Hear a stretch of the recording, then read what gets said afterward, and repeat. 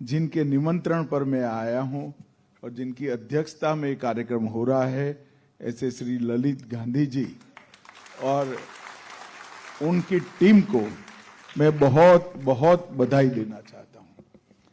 मित्रों, आज एक प्रकार से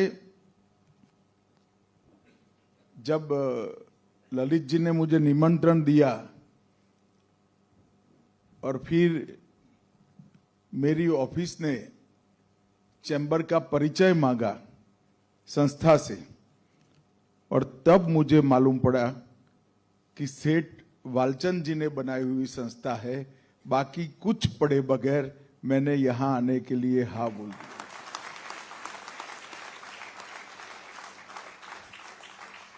क्योंकि वालचंद जी ने अपने जीवन में जिस चीज की शुरुआत की, वो सभी चीजें एक प्रकार से अपने अपने क्षेत्र में पायोनियर रही। न केवल पायोनियर रही, सालों तक इंडस्ट्री, समाज, महाराष्ट्र और देश की सेवा करती रही। एक ऐसे उद्योगपति थे जिन्होंने स्वयं की कंपनी के विकास के साथ साथ शायद उससे भी ज्यादा ध्यान देश को किस चीज की जरूरत है उस पर दिया। प्रथम स्वदेशी कार बनाने का सम्मान उनको गया।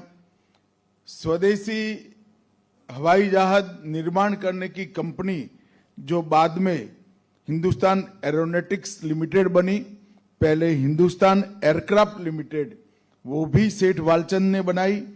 सबसे पहली शिपिंग कंपनी जल यात्रा का प्रारंभ सिंधिया स्टीम नेविगेशन, वो भी उन्होंने बनाई। और पहला स्वदेशी जहाज बनाने का कारखाना हिंदुस्तान शिपयार्ड भी उन्होंने किया। और आज आप सभी लोग Maharashtra chamber of commerce, industry and agriculture का शताब्दी वर्ष मना रहे हैं। ये चैम्बर को उस जमाने में अंग्रेजों के साथ जरूरत पड़े तो संघर्ष करने के लिए या व्यवस्था के लिए इसकी स्थापना का काम भी सेठ वालचंद जी ने किया। और जब एक दूरंदेशी व्यक्ति किसी भी चीज का नींव डालता है, और जब नींव डालते वक्त वो व्यक्ति के मन में खुद का स्वार्थ अकेले नहीं होता है, समाज और देश की भी चिंता होती है, तो इसको ईश्वर का आशीर्वाद जरूर मिलता है।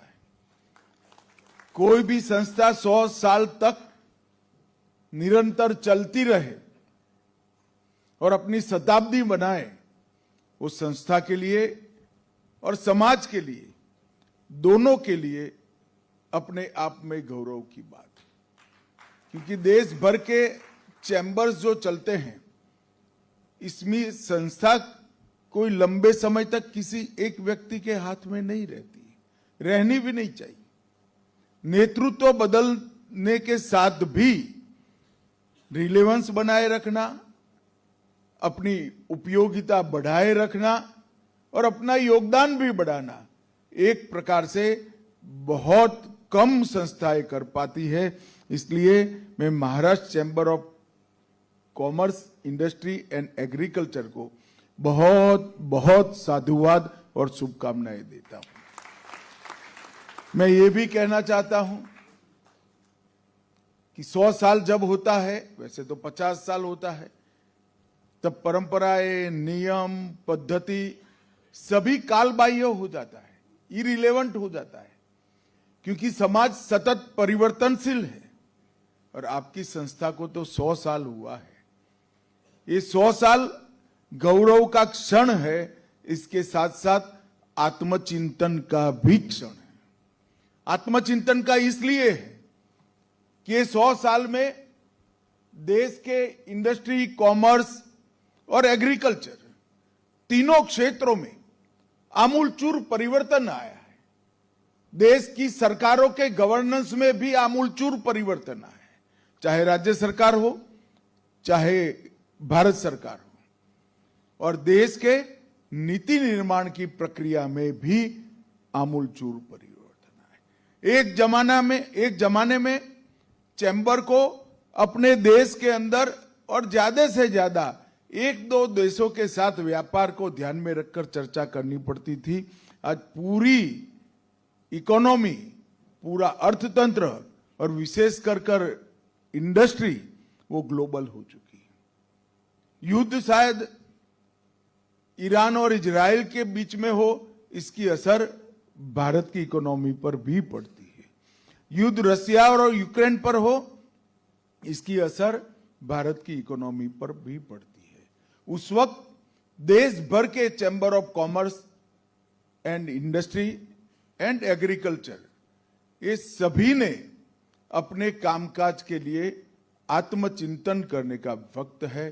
प्रोफेशनल संस्थाओं को हायर कर जिस तरह से देश की इकोनॉमी, देश की नीति निर्धारण की प्रक्रियाएं, देश की विधानसभा और संसद और दुनिया का अर्थतंत्र बदला है, उसी तरह से हमारे चैम्बर के फंक्शनिंग को, उसकी कार्यपद्धति को और अपनी रिलेवेंस बनाए रखने के लिए, उपयोगिता बढ़ाने के लिए हमारी जो रिक्वायरमेंट है उसको 100 साल के बाद एक बार रिव्यू करना चाहिए।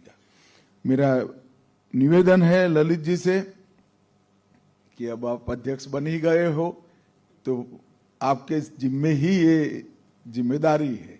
और मित्रों, आज एक शुभ दिन और भी है कि आप लोग आपके नए कार्यालय में, मुख्यालय में, इसका भी उद्घाटन यहीं पर हुआ है।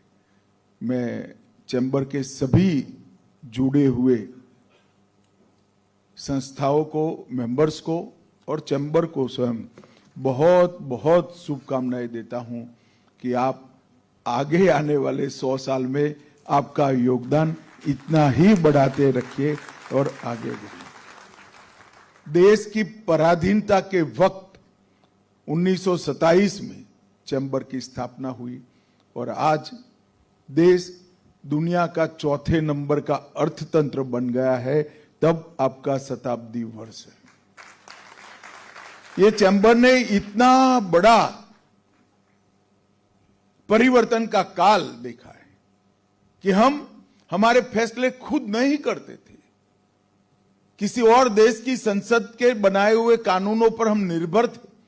उस जमाने से लेकर आज दुनिया का चौथा अर्थतंत्र बने हैं और छठे से पांचवें आने की प्रक्रिया में जिन्होंने हम पर राज किया वो इंग्लैंड, 200 साल जिन्होंने राज किया, इसको पीछे छोड़कर आज हमारा भारत आगे निकला। और ये पूरी प्रक्रिया के एक प्रकार से आप साक्षी हो। फिक्की के स्थापक सदस्य के रूप में भी आपको हमेशा याद किया जाता है। ढेर सारी चीजें मैंने ध्यान से पढ़ा, महाराष्ट्र के विकास में हर चीज है, इसमें चैम्बर ने कभी ना कभी किसी को पत्र लिखा है। आज मुझे भी एक पकड़ा दिया है,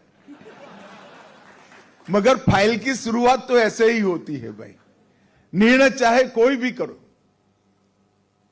मगर चैम्बर ने कोंकण रेलवे मांगने का जब साहस किया तब ये असंभव सा काम था। आज कोंकण रेलवे पूरी होकर महाराष्ट्र के विकास में जुटी। यही भूमिका है कि भविष्य की जरूरियातों को ध्यान में रखकर विजन का उपयोग कर शासन के पास नीतियों की मांग करना, कानून की मांग करना और इंफ्रास्ट्रक्चर विकास की मांग करना। और चैम्बर ऑफ कॉमर्स का यह भी काम है कि ट्रेड, इंडस्ट्री और एग्रीकल्चर, ये तीनों की जो तकलीफें हैं, इसे शासन को भली भांति परिचित कराते रहना।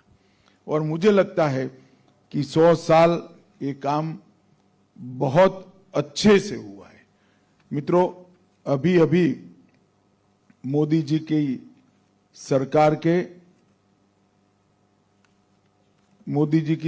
के 11 साल पूरे हुए हैं और इस 11 साल में ढेर सारी चीजें बदल गई हैं। देश में आमूलचूर परिवर्तन आया है। हम जब मोदी जी की सरकार बनी तब दुनिया के अर्थतंत्रों की तालिका में 11वें नंबर पर थे। आज हम चौथे नंबर पर है और मैं आपको विश्वास दिलाता हूं 2027 के पहले 27 के वित्तीय वर्ष के पहले हम तीसरे नंबर की अर्थव्यवस्था भी बने। हर क्षेत्र में बहुत बड़ा परिवर्तन लाने का काम प्रधानमंत्री नरेंद्र मोदी जी की सरकार ने किया है। मैं आज यहां पर आया हूं तब विशेष बात आपको महाराष्ट्र की ही करूंगा। ढेर सारी उपलब्धियां, डिजिटल लेन देन से लेकर स्टार्टअप से लेकर एविएशन के एयरपोर्ट बढ़ाने से लेकर 25 प्रकार के गिनते गिनते थक जाएंगे। और अगर ये मैं बोलने जाऊंगा तो कोई 25-30 मिनट में मेरी बात समाप्त नहीं होगी। 7 दिन की भागवत सप्ताह बिठानी पड़ेगी मगर मेरी बात समाप्त होगी। मगर मैं आज महाराष्ट्र की बात करने आया हूं। महाराष्ट्र के अंदर अपार संभावनाएं देश की आजादी के वक्त से ही पड़ी थी और एक प्रकार से महाराष्ट्र देश के औद्योगिक विकास का पर्याय बना, परिचायक बना। और सालों से महाराष्ट्र औद्योगिक विकास में देश का नेतृत्व करता है और ये हमारी मुंबई नगरी को इसीलिए देश की आर्थिक राजधानी का गौरव भी मिला। स्टॉक मार्केट इनके मुख्यालय यहां, रिजर्व बैंक ऑफ इंडिया के मुख्यालय यहां, सेबी का मुख्यालय यहां, सारी चीजें यहां इसलिए आई है क्योंकि ये हमारी आर्थिक राजधानी है। और महाराष्ट्र ने भी देश के विकास में अपना योगदान करने में कोई कसर नहीं छोड़ी। बीच में एक थोड़ा कालखंड आ गया, मैं कोई पॉलिटिकल बात करना नहीं चाहता, मगर देवेंद्र जी और एकनाथ जी दोनों बैठे हैं।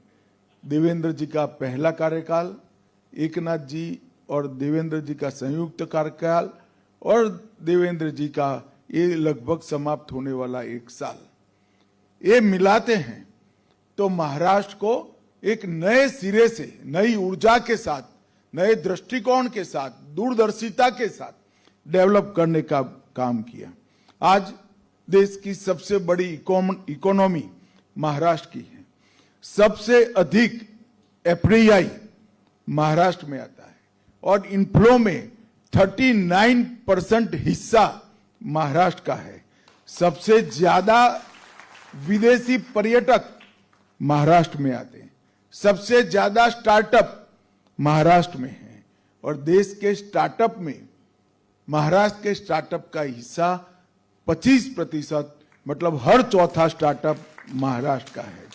भारत का सबसे बड़ा बंदरगाह और एक प्रकार से कंटेनर डेपो की बात करें तो एशिया का सबसे बड़ा बंदरगाह अब वाधवान में महाराष्ट्र में बनने जा रहा है। सबसे ज्यादा, बहनें ज्यादा ताली बजाए जरा, सबसे ज्यादा इनकम टैक्स रिटर्न भरने वाली माताएं महाराष्ट्र में हैं। महाराष्ट्र बुलेट ट्रेन की योजना में आज लीडिंग स्टेट बन गया है। देश का सबसे बड़ा निर्यातक राज्यों में एक महाराष्ट्र है। औद्योगिक उत्पादन में महाराष्ट्र 15 साल से 1 से 3 में ही रहा है। और मुंबई, मैं जरूर कहना चाहूंगा मित्रों, मुंबई एक प्रकार से मेरे जैसे व्यक्ति को डर लगता था कि मुंबई का आने वाले दिनों में क्या होगा। बढ़ती जाती आबादी, पुराने जर्जर घर, झोपड़पट्टियों का अंबार और ट्रैफिक की समस्या का कोई रास्ता नहीं सूझता था। मैं मेरे साथी महाराष्ट्र के मुख्यमंत्री देवेंद्र जी को बहुत बहुत बधाई देना चाहता हूं। यहां देवेंद्र जी की पहली सरकार बनी, कुछ ही समय में ऊपर उस वक्त मोदी जी की सरकार बन चुकी थी और मुंबई के समस्याओं के समाधान के लिए, शायद किस एक शहर की समस्याओं के समाधान के लिए 7 लाख करोड़ रुपए का इन्वेस्टमेंट मोदी जी के नेतृत्व में मुंबई शहर के लिए। मैं आज पूछना चाहता हूं, हमारी जो कामकाज के तरीके पर टीका और टिप्पणी करते हो, किस में विजन है? कितने साल आपके पास महाराष्ट्र रहा, क्या किया आपने? महाराष्ट्र छोड़िए, मुंबई की समस्या के लिए क्या किया? भाइयों बहनों, लगभग 337 किलोमीटर की 1.5 लाख करोड़ की मेट्रो सिर्फ मुंबई में आज बनने की शुरुआत हुई।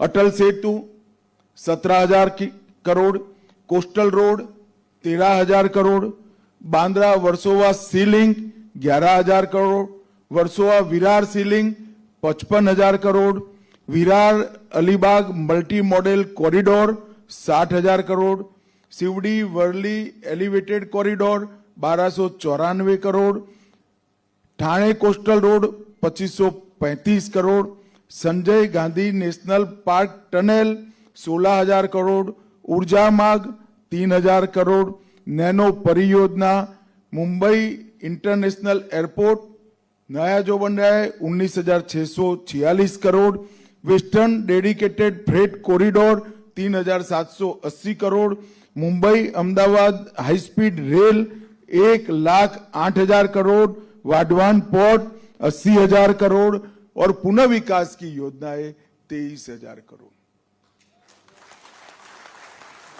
मैं जो लोग सवाल उठाते हैं उनको पूछना चाहता हूं, पूछते हैं ना डबल इंजन की सरकार ने क्या किया क्या किया क्या किया, मैं उनको भी पूछना चाहता हूं, आपकी भी डबल इंजन की सरकार यहां रही 10 साल तक। ऊपर सोनिया मनमोहन की सरकार थी, शरद पवार जी इसमें मंत्री थे, और यहां पर भी यूपीए की सरकार थी। अगर आप सब ये सब कर कर जाते थे तो देवेंद्र के करने के लिए कुछ ही न बचता, मगर आप मुंबई को भाग्य के भरोसे छोड़ दिए थे। बीच में एक थोड़ा व्यवधान आया 1-1.5 साल का, फिर एकनाथ जी मुख्यमंत्री बने तो भी डबल इंजन की सरकार रही, और फिर देवेंद्र जी फिर से मुख्यमंत्री बने, एकनाथ जी भी साथ में है, फिर से डबल इंजन की सरकार बनी। ये डबल इंजन सरकारों ने मोदी जी के नेतृत्व में, देवेंद्र जी और एकनाथ जी के नेतृत्व में 7 लाख करोड़ से ज्यादा अधिक इन्वेस्टमेंट कर कर एक प्रकार से मुंबई को बचाने का काम किया। हम जब अटल सेतु पर से जाते हैं, मालूम नहीं है 17,000 करोड़ रुपया इस पर इन्वेस्ट हुआ है। कोस्टल रोड पे जाएंगे 13,000 करोड़ लग गया है। बांद्रा वर्सोवा सी लिंक 11,000 करोड़ रुपया लगा है। और ये दूरदर्शिता के साथ सोचा गया है कि ये नहीं करेंगे तो क्या होगा। अब झोपड़पट्टी उन्मूलन की बात चल रही है, उसमें भी आरोप प्रत्यारोप, गाली गलौज। मैं उन सभी को पूछना चाहता हूं कि आपने आपके 10 साल में क्या किया। और मित्रों, इसी तरह से महाराष्ट्र के लिए मोदी जी की सरकार ने ढेर सारा काम किया। 11 वंदे भारत ट्रेनें शुरू हुई, 128 रेलवे स्टेशनों को नया बनाया गया, मुंबई महानगर क्षेत्र पूरा, पुणे और नागपुर, इसमें मेट्रो नेटवर्क का विकास किया। शिरडी और सिंधुदुर्ग में नए हवाई अड्डे बनाए।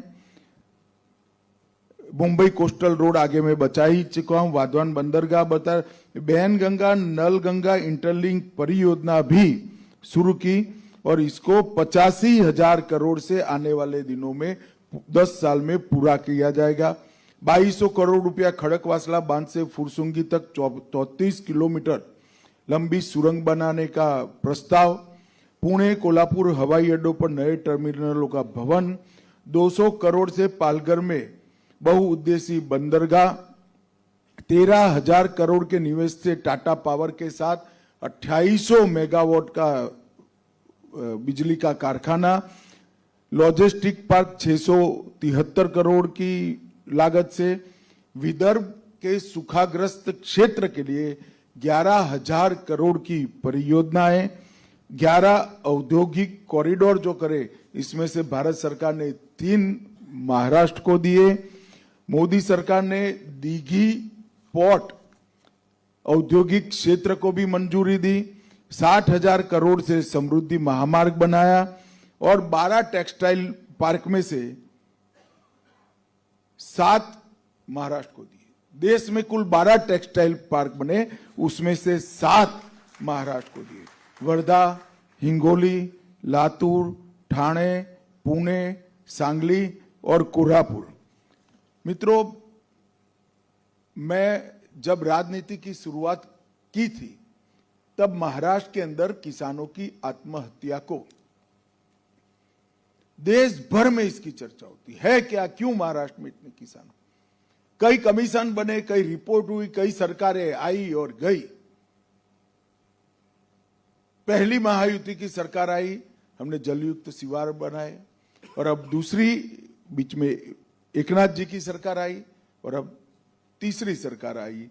हमने विदर्भ और मराठावाड़ के लिए जो चंद्रगुप्त मौर्य के समय से सूखाग्रस्त क्षेत्र है, इसको कभी सूखा न पड़े ऐसे क्षेत्रों में परिवर्तित करने के लिए हमने इन्वेस्टमेंट करने की योजना बनाई है मित्रों। तब जाकर किसानों की आत्महत्या समाप्त होती है। न एग्रीकल्चर पानी के बगैर चल सकता है, न इंडस्ट्री पानी के बगैर चल सकती है, और एग्रीकल्चर और इंडस्ट्री नहीं चलती तो ट्रेड का सवाल ही पैदा नहीं होता है। मगर हम जब काम करते हैं तब ये सारी चीजों पर हमारा ध्यान नहीं होता है। ये तभी होता है जब समस्या के मूल में जाकर कोई चिंता करने वाला व्यक्ति होता है। देश भर में इस प्रकार से मैं देश के सभी राज्यों के लिए इस प्रकार का भाषण कर सकता हूं, तभी तो जाकर पूरा देश का इकोनॉमी 11 नंबर से 4थे नंबर पर आया है। देश भर में सिमेट्रिक विकास हुआ है। 1,51,000 करोड़ रुपया 2014 के बजट में इंफ्रास्ट्रक्चर के खर्च के लिए था, और आज वो बढ़कर 10,95,000 करोड़ हर साल किया।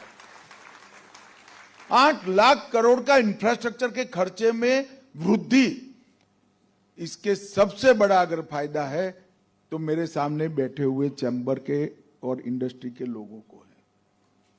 क्योंकि देश में एयरपोर्ट की संख्या बढ़े, बंदरगाह बढ़े, रेलवे बढ़े, माल ढोने के लिए रेलवे की नई लाइनें बिछाई जाए, इसका मैक्सिमम फायदा अगर किसी को होता है तो चैम्बर को होता है, इंडस्ट्री को होता है, chamber of industry, commerce and agriculture को होते हैं। आपके तीनों कंपोनेंट इसके लाभान्वित होने वाले एक काम है। और एक साथ पूरे मोदी जी के प्रधानमंत्री बनने के पहले जितनी ग्रिड थी, इससे 100% से ज्यादा, मतलब 107% ग्रिड नई लगाने का काम ये 10 साल में हुआ है। बिजली की ग्रिड की मैं बात कर रहा हूं। कई प्रकार के काम नरेंद्र मोदी जी ने किए हैं, और हमेशा ये उठाते रहते हैं कि हमारी ग्रांट कम कर दी। मैं इंफ्रास्ट्रक्चर का ये आंकड़ा बोला हूं, इसको छूइए ही मत। इसके अलावे डिवोल्यूशन की ग्रांट होती है, डिवोल्यूशन और ग्रांट इन एड जो भारत सरकार देती है। ये कहते हैं कि हमें अन्याय हुआ, अन्याय हुआ। मैं उनको कहने आया हूं कि जब आपकी 10 साल सरकार चली, 4 से 14, आपने महाराष्ट्र को 1,91,000 करोड़ रुपया दिया था। जरा जोर से बोलना भाई, कितना? और नरेंद्र मोदी जी ने 14 से 24 में 1,91,000 को बढ़ाकर 7,82,000 करोड़ रुपया देने का। इसके अलावा भरपूर मात्रा में इंफ्रास्ट्रक्चर की ग्रांट, इरिगेशन के लिए ग्रांट और इन्वेस्टमेंट को आने का एक लाल जाजम बिछाकर रास्ता कर देना, ये सब अगर कोई कहता है कि क्या किया है तो मैं उनको बड़ी विनम्रता से कहना चाहता हूं, ये सब हमारी डबल इंजन सरकारों में हुआ है और हम नहीं किया। और ये रास्ता मोदी जी ने निश्चित किया। प्रधानमंत्री बनने के बाद आज 11 साल हो गए। 11 साल में संचालिका बहन जी कहती थी हमारे पासपोर्ट का वैल्यू बढ़ गया है। वो अकेली नहीं कहती है, जो विदेश जाता है वो सभी को मालूम पड़ेगा कि भारत का पासपोर्ट देखते ही मोड़े पर बड़ा स्माइल आता है और स्वागत का भाव आता है। वो इसलिए हुआ है कि नीति निर्धारण में हमने ढेर सारे परिवर्तन किए। सिर्फ नीतियां नहीं बनाई, नीतियों के इंप्लीमेंटेशन में दिन रात मेहनत लगी।